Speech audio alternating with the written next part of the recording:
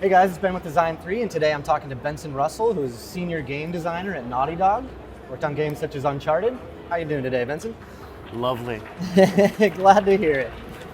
So, when did you first start playing video games, and what are some of your all-time favorites? Well, this will show my age. Way back, like Atari and television, ColecoVision, way back then. Was enamored with games back then. And then what was the second part of the question? All-time favorites. Oh, all-time favorites, sorry.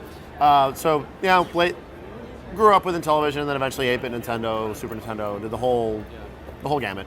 And then probably favorite games was I was heavily into the PC side, so played all the original shooters and stuff on PC, and I was like, console was good, but I always was attracted to that in flight sims back in the day. So probably, I always say my favorite game of all time still is the original System Shock. It's just one of those. It was, everyone's experience with a game at that. They have that game where you were at a point in your life where it really touched you, and like it was complicated. It was before they started letting you rebind your controls in the control scheme. I don't know who thought of it. I would love to smack that guy in the face. And just the ability you couldn't rebind your keys. I'm like, really? But it was such an immersive experience of being stuck on this space station with like the way they did the sound, and you actually felt like you were going through these different environments at night, like getting sucked in. You'd play at light at night with like the lights off and like freaking jumping out of my seat. Like there are times I'm like, I gotta stop.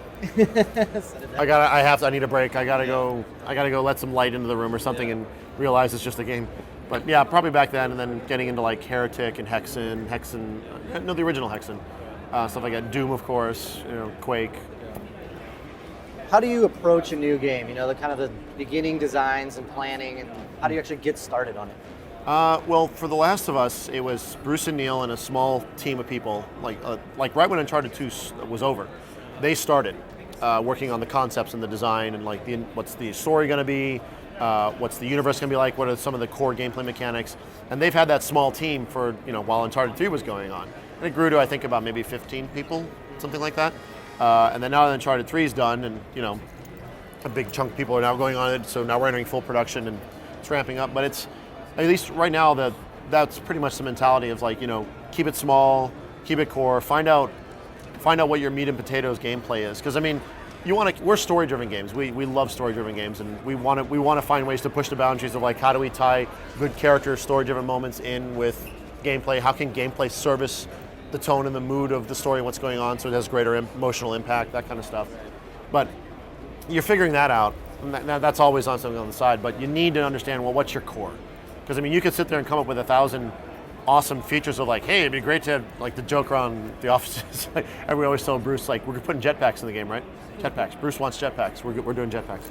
And it's like, you can come up with 1,000 cool ideas like that. If I was a jetpack on a snake on a plane with a rocket launcher and I'm going to go blow up a tank that's on the moon, you can say that crap all day, but in the end of the day, it's, what's your meat and potatoes? What's, for Uncharted 2, we consider ourselves, we were a shooter.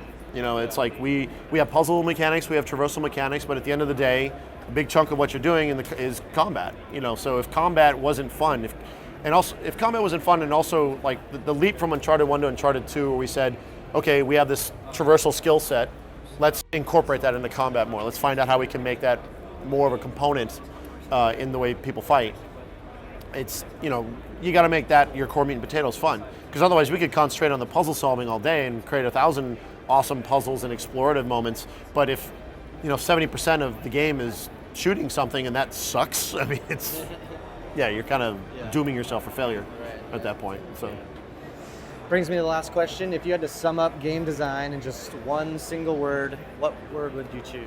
Laborious. It's a good one. You could say it's a labor of love for sure, but it's a lot of people, like you get the standard joke. You talk to somebody outside of the industry, it's like, what do you do? I make video games. Oh, you just play games all day. Yeah, I hear that a lot. No, and no. But I mean, it takes a lot of time and effort to get these things going, and a lot of patience. I mean, it's, you got to prototype stuff. You have to iterate on it. You have to be willing to throw stuff away. I mean, it's that you literally can put so much. You can put weeks into a system that you're trying to see if it will work. In the end, it might just turn out where it's like, this isn't working. We need to go a different direction. So all that work you did for the last couple of weeks, maybe even a month, gone. But you you need to be able to self-edit like that. You need to be able to try stuff, because the only way you find the fun is through iteration. The only way you know what's good is by testing it, playing it, come up with a prototype, rapidly prototype it, have other people play it, get their opinions on it. And yeah, that stuff can get thrown out and reworked. I mean, you have to have a very open mentality, a very kind of easygoing mentality, and let it go. You can't, I mean, I suffered from this earlier in my career as well. It's like, you make something, you craft something, you love it, and somebody says, "Oh, I want you to change it," and you're like, "No," Yeah. You have to be really Yeah, how the to whole change. kill your children thing. Yeah, it's like I like, especially when you're working on combat encounters, I'll come in and be like, this. Somebody says this is the focus or the story intent or the context of this encounter. I'm like, okay, I'll put something in. And they're like, yeah, I don't like the way that's playing. What about this? Can you try this? I'm like, okay, scrap, do another one.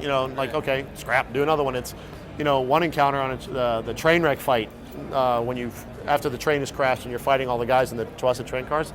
I think I went through like 6 iterations to find something that we liked, because we were trying different things of like setup and sneaking around and being able to ambush the AI and have them like look around and try to find you and stuff. And it just takes time. I mean, but that's how you find the fun. So you gotta have the. Anyways, my point is that's why I say laborious. Yeah. Because you do have to put a lot of energy and effort into it to get it to be successful. Yeah. So. Well, thanks for taking the time to talk to us. We Sure. really appreciate it. Yeah, you're welcome.